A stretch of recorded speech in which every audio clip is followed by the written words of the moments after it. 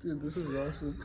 So we just arrived, bought our tickets for the Am I Racist movie. Yes. And we get here and Dude, oh my god. no one. I didn't think it was gonna be that bad. What the fuck? It's a whole theater to us. The screen's not even on yet. Matt Walsh, your movie is already losing. I'm literally like 20% of your fucking income right now from this movie. That's insane. He paid for my ticket too. Yeah, I did. Anyways, let's go find out if we're racist. Moving. Thank you so much. He's so dedicated. Close-up begins with the essentials, which are rapid-fire-ish questions about movie making and movie going. So my first one on the list for you today is just over there, I guess. Yeah. Clueless. Step Brothers. I'm gonna put you both on the spot. I need an example. You're a virgin who can't drive. That means so much to me coming from you. I heard it. One is, You heard it here first. If you're a virgin, you can't drive. Mine would be Going with a Buddy. I think I've only ever gone to the cinema once. Count Matinee. Get tickets now at amctheaters.com. Oh, this is awesome. Let's blame it on the system. Dude. Nowadays being white means you can't. Uncle Frank was fake. You Christian. Tell me it's racist. Come out when our cities burn down by these mobs. Yeah, this is how Silas feels after the movie. Do what? Yeah, what was the title? called it. So it starts with an N. I don't remember the.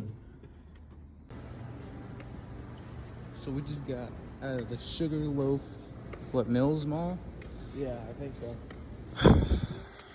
It's past midnight. There's a Dave & Buster's over there. This Let's place check the looks time. fucking dead. It is 12:08. Yeah, we're gonna go to a gas station and fucking, go get some drink because I'm thirsty. I'm also thirsty. Alright, check it out. I got a blue razzmatazz, raspberry fries, slushy. Of course, had to tap in with the Sour Patch. What's up? What you got? I got cherry Coke Zero. Alright, obviously. I'm gonna fucks with it. It's a great flavor. It's a great flavor. Alright. And I got my Quanch bar. Okay, that's valid. I fucks with the Quanch. Yeah, alright, dope. Alright, we're gonna go review this shit. Yeah. What a movie, right? So, do we want to just straight up, because I'm cool with just giving my number.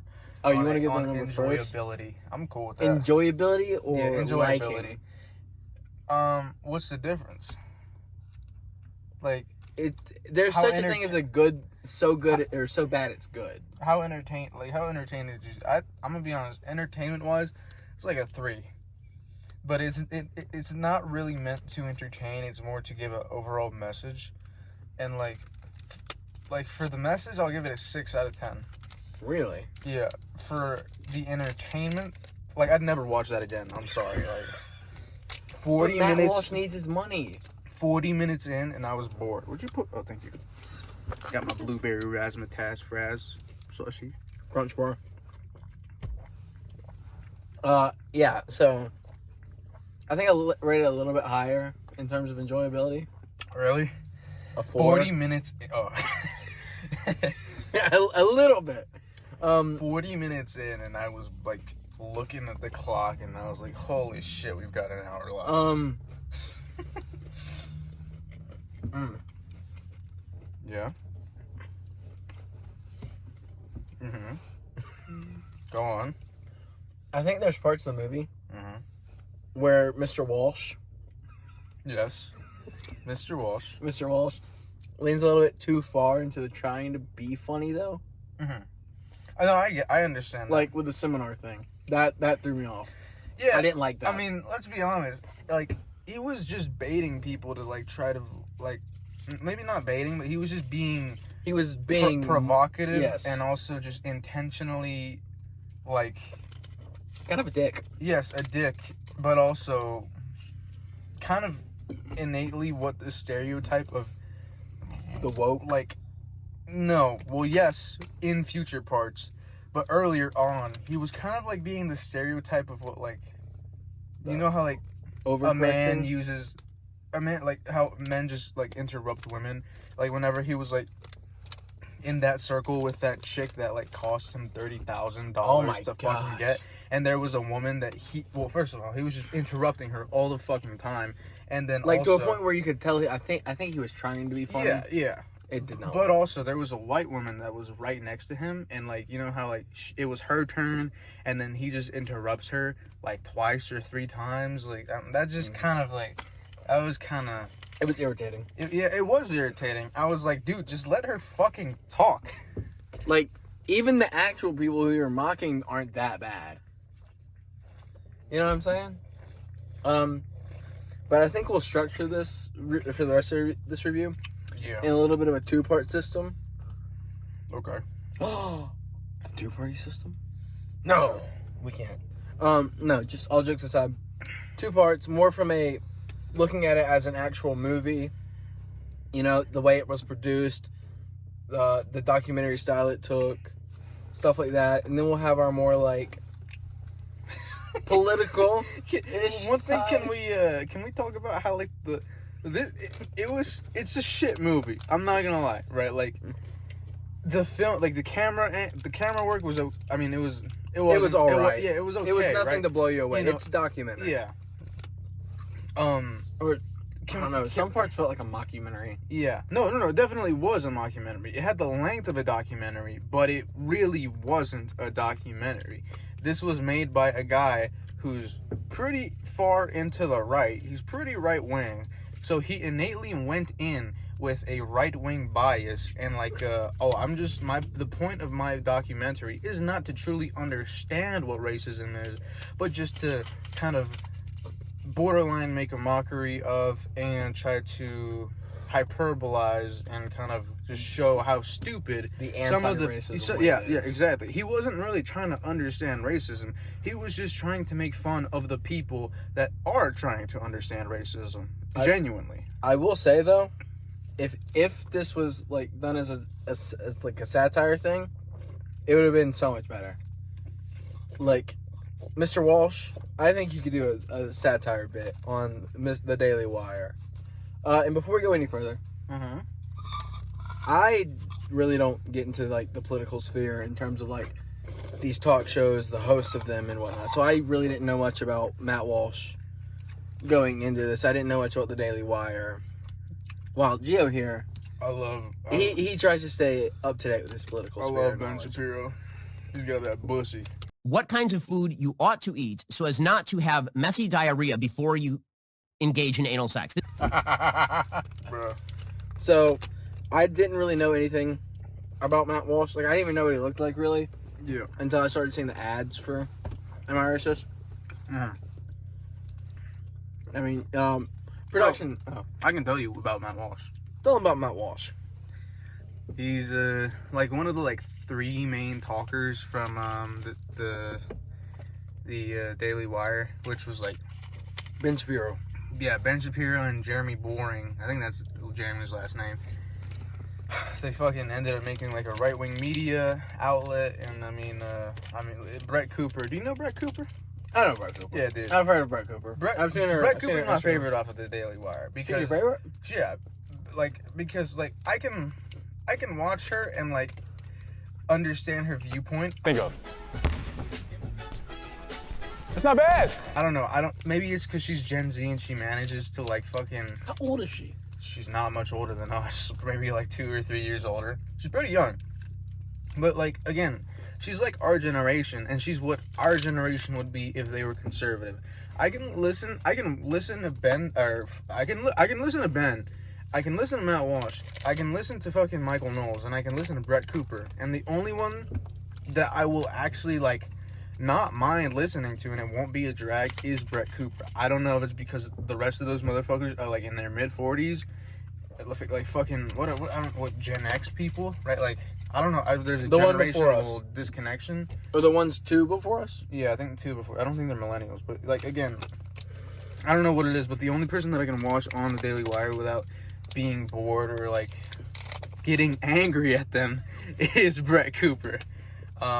And like Matt Walsh, again, there's mainly 4 of them. There's another dude named Andrew. I forget his last name, but it's really Ben Shapiro's like the face of the Dailywire, and then you have Brett Cooper, which is like the Gen Z kind of part of the Dailywire. Like, they did a great choice with, like, getting a younger kind of commentator for the Dailywire. And then you have Matt Walsh, who, you know, this is the guy who, I mean, his views are kind of insane. He's probably the most far right on, you know, on the Dailywire. I think more than Ben Shapiro. I think to preface... And then Michael Knowles as well, who's like a Sicilian guy on the Dailywire as well. Yeah. I think to preface how, like, out of the know I was, the first thing I asked Gio when we finished this is, I said, is this satire? Was this satire? And he said, no. This is actually what Mr. Walsh thinks. Yeah. And I was taken aback by that. Clearly. As you can see, I'm in distress right now. Yeah. I mean, the whole, like, him being, like, a liberal anti-racist was satire. That part was satire. But, like, everything besides that, no. Like, he was being genuine, trying to understand it in the beginning. And then, you know, when he's, like, being, like, hey, let's fucking whip ourselves with these whips. Of course, that's being satire. That was he's, like, satire, trying to, you know, make them uncomfortable. I think he succeeded. I think it worked. I think it worked as well. Like I said, the parts when he was satire, I think he was great at the satire parts. Mm-hmm. Like, he sold the part of satire. There were so many parts that I thought there were a good couple of parts, like 7 parts that were funny. Of course. Would you like to name a few of them? Spoiler warning for the movie, by the way. Yeah, I mean, yeah, if you fucking come into a movie review, of course you're gonna get spoiled.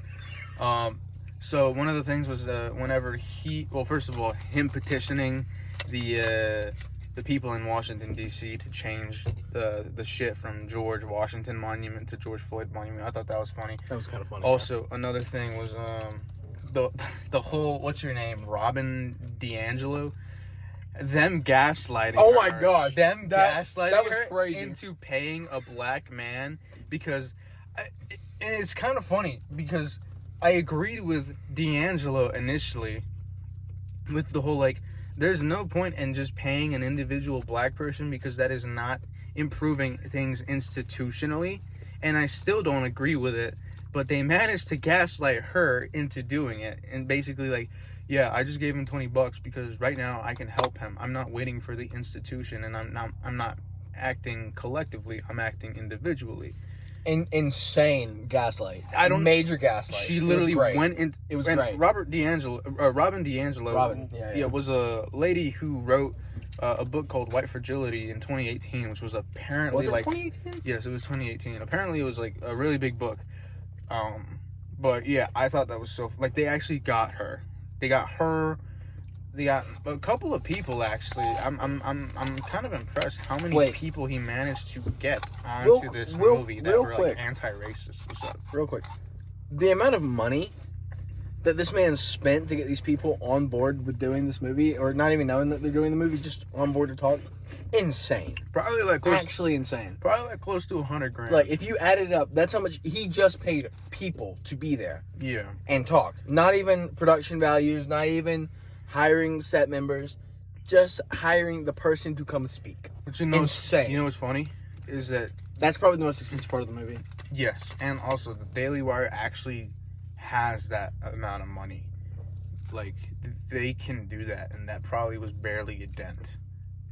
That was a lot of money, though. I know. That wasn't pocket change, man. I know. And this is, like, one thing that kind of annoys me a bit, especially with, like, leftist media outlets versus right-wing media outlets, where, like, Republicans or just people on the right will be like, oh, those demon rats are getting George Soros funding and from the billionaires and the Illuminati, when, like, literally another organization called Turning Point USA, which has a... I've heard of them. Yeah, Turning Point USA, which... Don't they have a college? I think they have... I think they do. I forget what it's called, but I know Turning Point College. I think it might be, but I'm pretty sure there's another name. But yeah. So Turning Point USA was like a foundation. I don't know if it was started by Charlie Kirk, but Charlie Kirk is kind of like in that like Republican sphere of like Ben Shapiro, you know, people like that. He's on the younger end as well. He's like probably like 26. Yeah, so like he's the main guy for Turning Point USA, another like right-wing kind of organization and media outlet. And those people, like Alex Jones, you know Alex Jones, InfoWars, the guy that popularized. Yeah. Alex Jones, Charlie Kirk, Dave Rubin, maybe even Ben Shapiro as well. All of these people, Not Benny Boy. all of these people will like, I guess, perpetrate lies of like, oh, leftist and left-leaning media outlets are getting funding from the billionaires and George Soros, and they're getting. You keep saying George Soros. Who's Yeah, that? it's like a really big like Democratic donor. He's like a billionaire or some shit, and they're like, oh yeah, they're getting funding from him. And literally, these companies are literally getting on stage with Trump.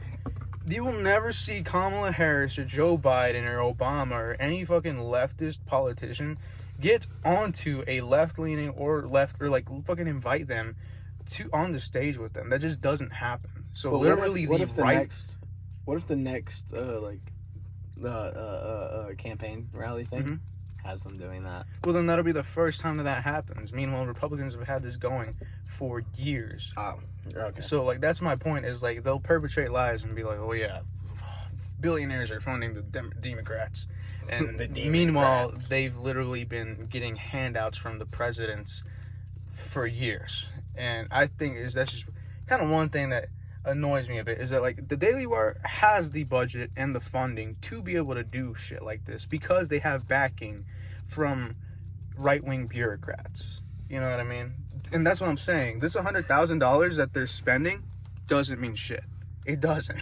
So that's all new information to me. Like I said, I don't really get into the political aspects of this stuff.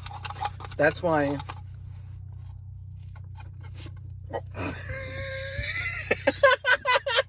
Actually, it went far, and that shit went far back.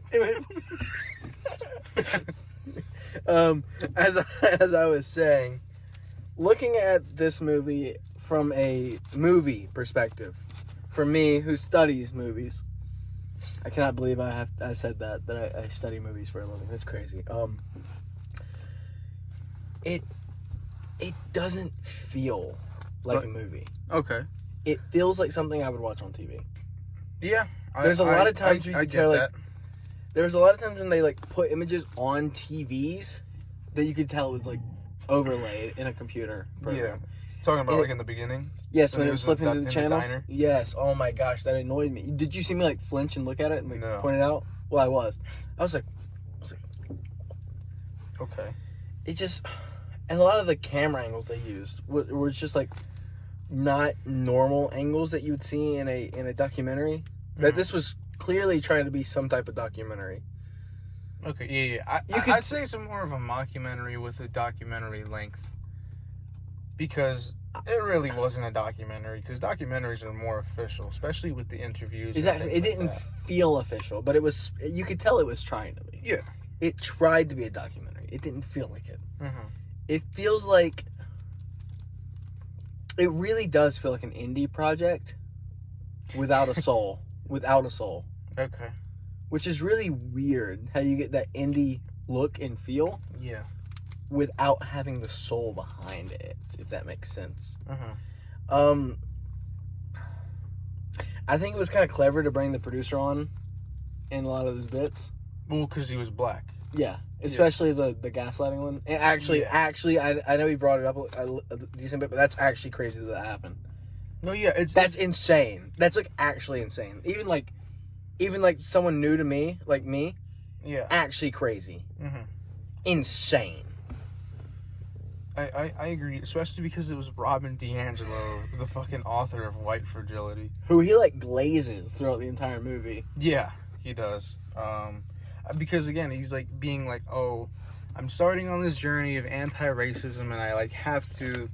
He's like seeing her as like the pinnacle of it because she's written books over it.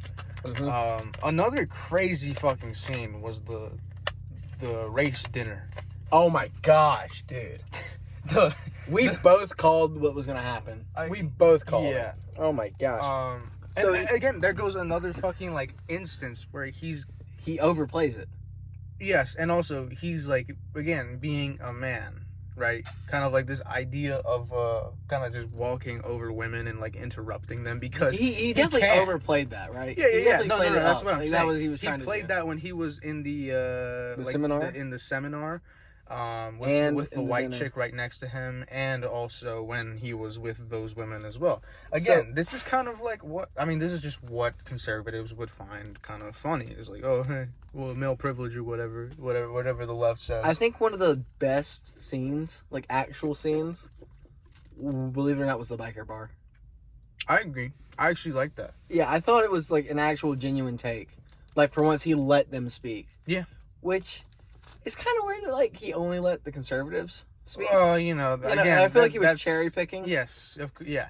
I mean, it is Matt Walsh. Like I said, he isn't really. This is why I don't really consider it a documentary. It's because a documentary should allow both sides. Yeah, it's just neutral. When he was with the anti-racists and the people that were genuinely trying to understand racism and how to improve social standings between races, he kind of, first of all, portrayed them as like, you guys are fucking weird as fuck, and then also interrupted them a lot. The only one I could see was kind of weird was the first one. The first girl. lady? Yeah. Yeah. She was off the deep end, right? Oh, no, for sure. She was like, it was talking about how hypothetically, actually, no, Matt Walsh does have a kid, but like, I don't know if his favorite princess is Moana, but they were talking about. She was 3 years old, by the way. Yeah, they were talking about how, hey, my daughter, her favorite princess is Moana, and then the white lady went, oh, love it. and then he like, immediately says, hey, well, she wants to be Moana for Halloween. And then she was like, fuck no. Like, and the then, switch up was crazy. Yeah, and she like cursed and everything. Like, are you fucking kidding me? And then it's like, I think she would say that to the kid. She'd probably curse to the kid. Sure. And that's insane to me. Yeah. And then another thing was the switch up between kind of. So essentially, he mentioned, like, no matter where he goes, he will be called racist, right? So if he, like, his daughter wants to be Moana, and if he lets her dress up as Moana, he'll be considered, like, oh, culturally insensitive and things like that. But his daughter can't like a white princess because that's bad. So he was like, one of the points that he was making was, no matter which way you go, you will always be called racially insensitive or culturally insensitive. There's no winning. Yeah, just pick whichever you want. And to that, I agree. Yeah. You actually agree with it? Yeah, because that's true. The thing is that it's not just about racism. It's just people. No matter what you do in your life, there's going to be somebody that isn't happy. Yes, but I think it's a little absurd with the whole costume thing. I don't know. Just let them dress up as who they want. I agree. Just let them be. Yeah.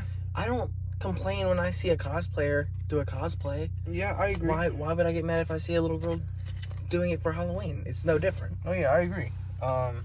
And that's kind of where I disagree with that, like, lady. I really think there's, like, people like that are like, you're kind of overdoing it, man. Like, I think you're hurting more than you're helping. Yeah, just, like, let people, as long as you're not hurting anybody, there really is no harm in them. Like, there's motherfuckers that, like, there's fucking white people that cosplay as, like, Blackbeard. Who cares? Blackbeard's dark. He's dark-skinned. And there's black people that cosplay as Gojo. Yeah. And they kill it. Didn't Usher do it? I don't even remember. It was great. I know Megan the Stallion Megan Thee Stallion cosplayed as Bucciaretti from JoJo's Part 5. And I don't see an issue with that. It's a good part. It is a good part. It's a great part. You should watch JoJo's. You should watch JoJo's. It's very gay, but it's very good. It's a very good show. But yeah, no one cared when that happened. When she did that. If anything, people were, like, celebrating it. And also, she's playing Boa Hancock in the One Piece live action. I don't know if that's confirmed, is it? I thought it was confirmed. I don't think so. Really? Yeah, I don't think so. They just now confirmed the actors for Crocodile and Miss All Sunday. This was, like, quite a while ago. She made a whole song about it. I think it was just a fan cast. Oh, interesting. Yeah. But I don't think many people would get upset with that. Either way, it doesn't. It's I love not how it that always big of a comes deal, to man. anime with us. It always goes to anime with us. Well, that's because really the only time that people dress up as characters is Halloween or cosplay.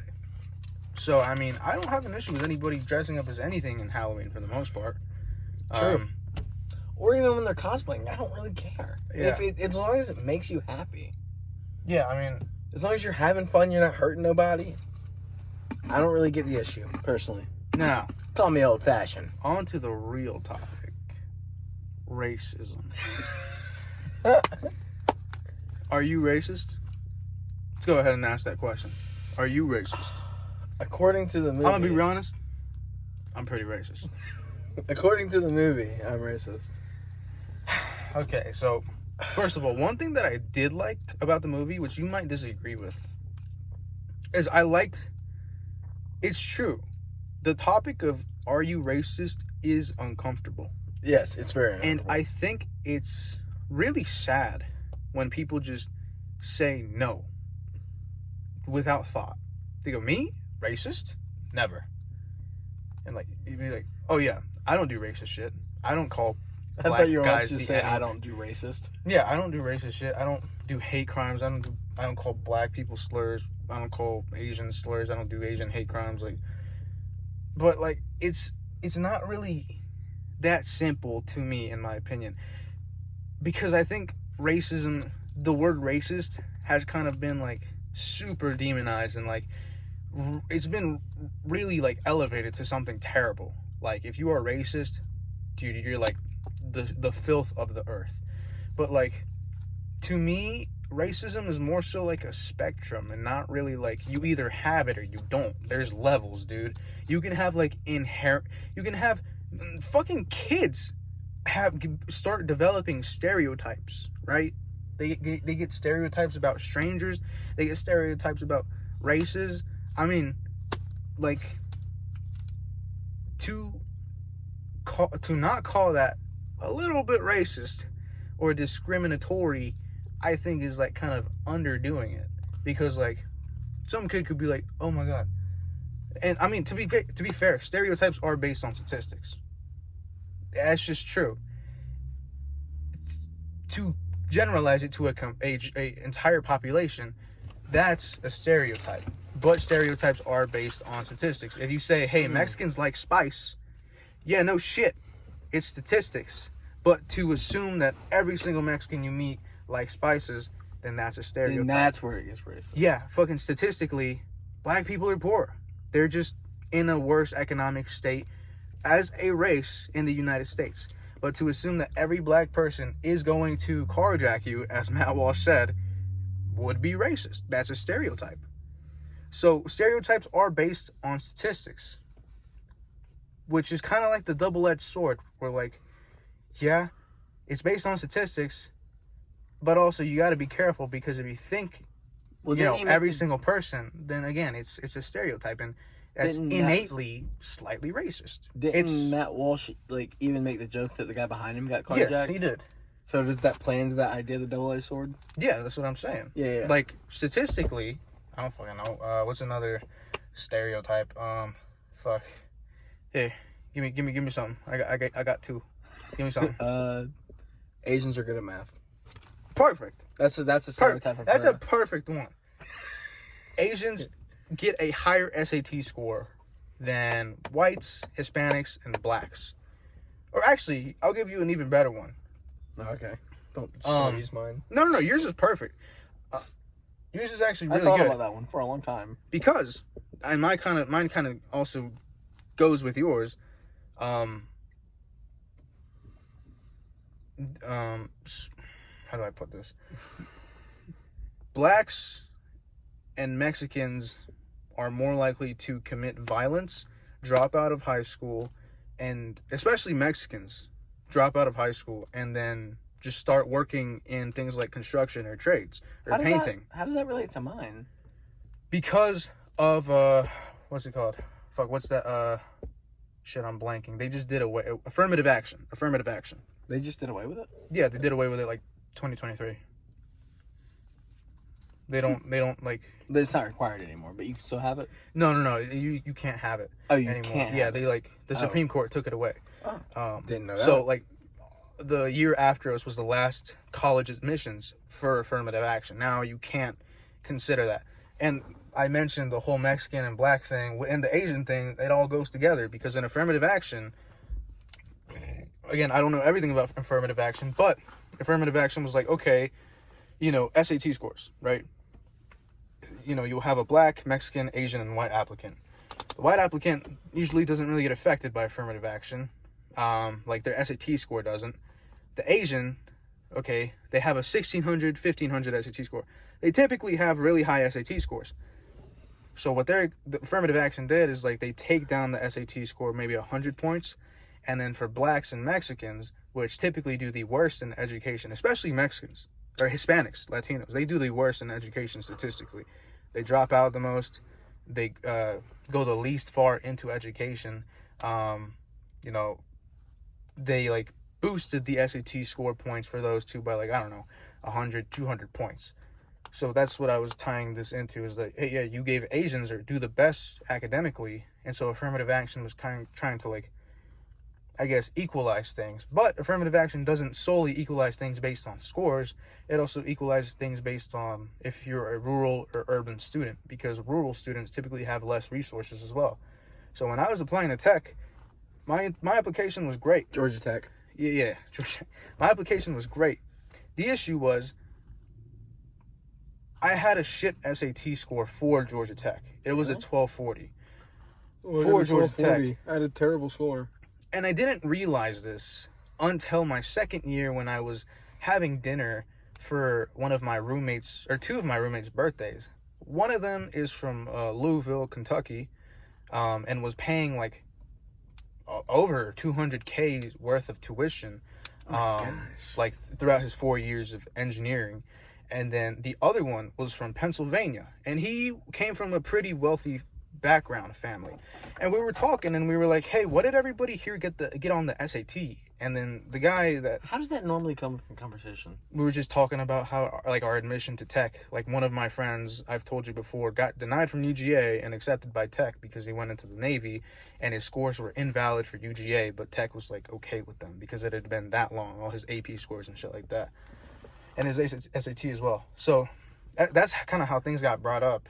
And we were all talking about like if we got waitlisted, accepted, rejected, or not rejected, waitlisted or accepted, or like things like that. And what came up was how my roommate from Pennsylvania, who came from a relatively wealthy background and is Republican, and also Christian as well, he was mentioning how like, hey, I got a like 1550 near perfect score when I was going to tech.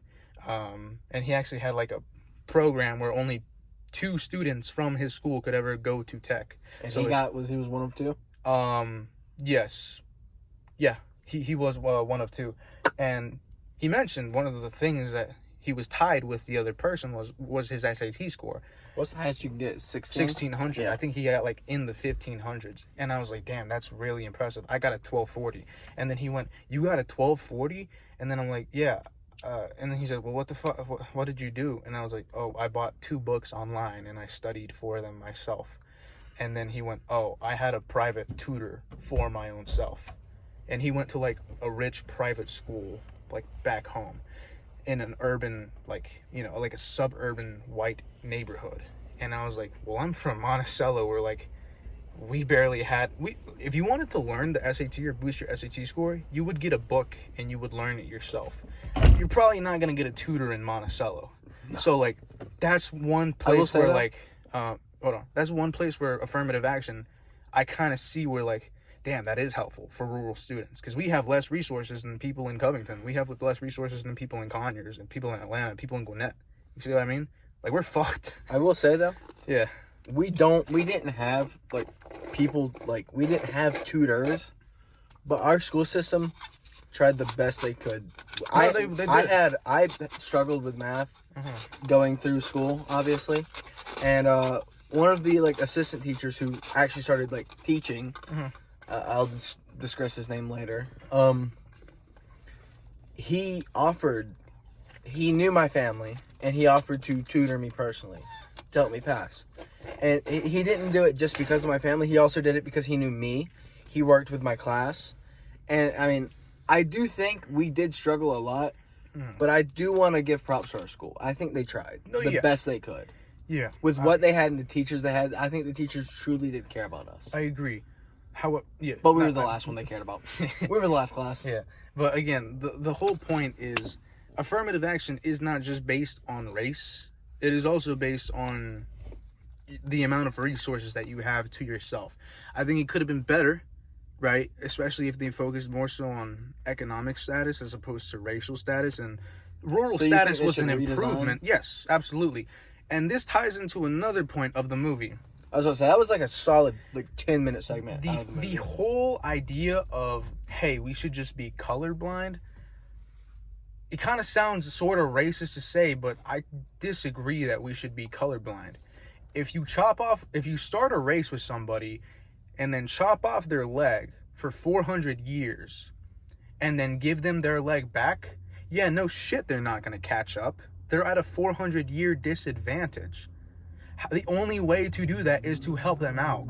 That's what happens when you take a race from their continent, Africa, and then just displace them into Haiti, which is terrible, by the way. Like, Haiti's terrible? Yeah, like there's no government there. There's literally no government. I thought you were talking about the location itself. Well, first of all, it's a kind of a dog shit location too. It's a bad location. But also, Russ players would get mad at it. Yeah, I mean, it's not the best location. Like, especially right now with the fucking Hurricane Helena or Helene, whatever. Helene. Yeah, but like again. Oh, shout out! This was recorded when Helene is supposed to be passing through. Yeah, we're risking our lives for this. But again, like, if you just displace a race and make them go through slavery for like 200 years and just expect them to catch up within 5 generations by playing colorblind, then you're stupid. It's true. Like, the whole idea of like, oh yeah, we give you civil rights, we're not going to help you anymore at all or provide any programs to try to even help you get back onto your feet. I think that whole idea, especially on the right wing, I think it's just stupid. Because, like, you're just playing imaginary fantasy land with yourself and, like... So, what do we do? Fucking institute programs like affirmative action, social welfare programs, fucking other programs that I can't think about right now, but you don't act colorblind. Yeah. Something I will say as a whole, viewing this from an outside bubble, it's more about the political sphere as a whole, which I don't like getting political, but I think I will. A little bit. I hated that. I hated doing what? that. A little. Oh. Yeah, no, that was terrible. No, but it feels like the two-party system closes itself off in a circuit. Like, you have your Republicans, and you have your Democrats. When there should be more of this, like, all-around motion. I would advise everyone to go see this movie. Not because it's good. It's It's not the best. It's not a great movie. We'll give our actual scores later. I already gave my score. Oh, you gave your mine's a 4 too. But no.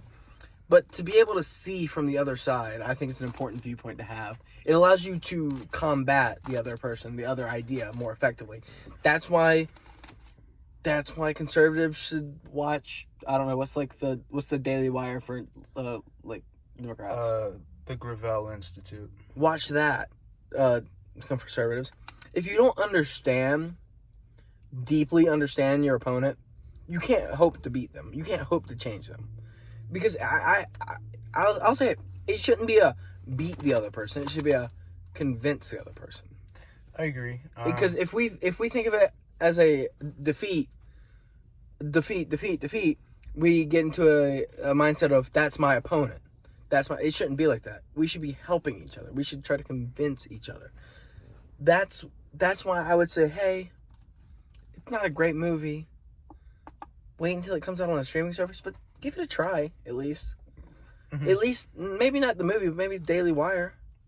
Give it a try. If you're going to be in a political landscape, you should have to look at both sides, I think. Hey man, go watch Ben Shapiro. This guy does it. This guy does both sides. I do, and the reason why I do that is when I was younger, I don't know why, I just had this like innate obsession to understand like everybody's like political views, from communists to kind of like far right people, to Republicans, to leftists, to socialists, to democratic socialists, social democrats, and moderates, and libertarians too. Like, I had a whole phase of like, okay, maybe I'm conservative, no, maybe I'm libertarian, no, maybe I'm a Democrat. And then I finally got to the point where I'm like, okay, I'm a borderline leftist.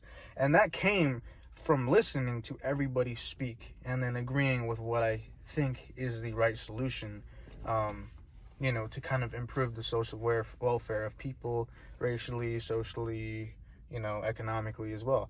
So again, go watch Fox News, go watch CNN, go watch fucking The Dailywire. The Dailywire, the whatever he said. The Gravel Institute, PragerU, fucking now Turning this, Point now UNH. this. Yeah, maybe not Turning Point. No, just joking. No, but yeah, like, be just informed. Be informed before you decide. Don't be closed-minded, dude. That's the worst thing you could ever be. Like, you Always can have be your open. opinions, but like, try to understand why the fuck does that person think that. You know? shouldn't immediately say no to someone. Like, hold on, wait. Don't immediately close your mind up to someone when they say something. Yeah, And try to man. understand. Ask them, hey, why do you think like that? Why is that? Yeah. Basically. Because if I can understand how you think, but I want you to think my way, I can try to convince you. I can let you see it from my way, from my point of view. Mm-hmm. Therefore, we can come to a consensus. Maybe we won't always agree with one another 100%, but we'll come to more of a median point where we can at least talk. Which it seems like we're missing a lot of today. We are not talking, we're attacking. Mm-hmm. And it's crazy that a terrible movie like this has like stirred this like thought in me. Yeah. But I mean, I guess that's the power of film. Mm-hmm. It gets you to think critically. Even if it's not a great movie, it raises points that lead to further conversation. Mm-hmm. It's not a great movie, but it does raise questions that I think are something to talk about. Yeah. So, Are we getting to our final thoughts? are you racist? Here's what I'll say.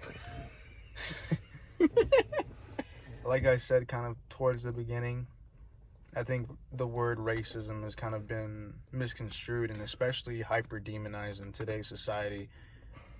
It might not be my place to bring this up, Mhm. but there was a scene at the dinner table thing where like he was like, "Raise your glass if you're racist." Everyone raised their glasses, and then Except- some person took it back down. Yeah, it was the black lady. I just don't know about that. This is what I'm talking about. I don't really care your skin, because every human being, in my opinion, after you are finally able to like create social schemas and generalizations and stereotypes, you are just automatically, innately some type of racist, some type of discriminatory views. It's just true. And to say that you're not is kind of like innately stupid and prideful. Like, it's true. Like, to be like, me? Racist? Never. Like, no, shut the fuck up. Shut the fuck up. They call these people out for being closed-minded, and yet are closed-minded themselves. Yeah, that's what I don't care if you're black. I don't care if you're Asian. Once you turn like 3 or 4 or 5, you are tainted with generalizations and stereotypes. It's true. And to deny that you even have stereotypes is something a white liberal woman would do, and it pisses me off.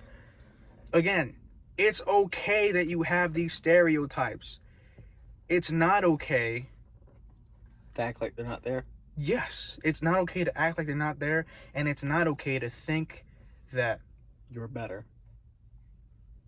it's not okay to not recognize that they're there and not try to improve yourself in the way of not falling victim to those stereotypes. You should try to not have those stereotypes, but it's okay to have them. This is kind of like the thing with you and religion. It's like, yeah, you're gonna sin, and that's okay, but you should strive not to sin, or to not sin.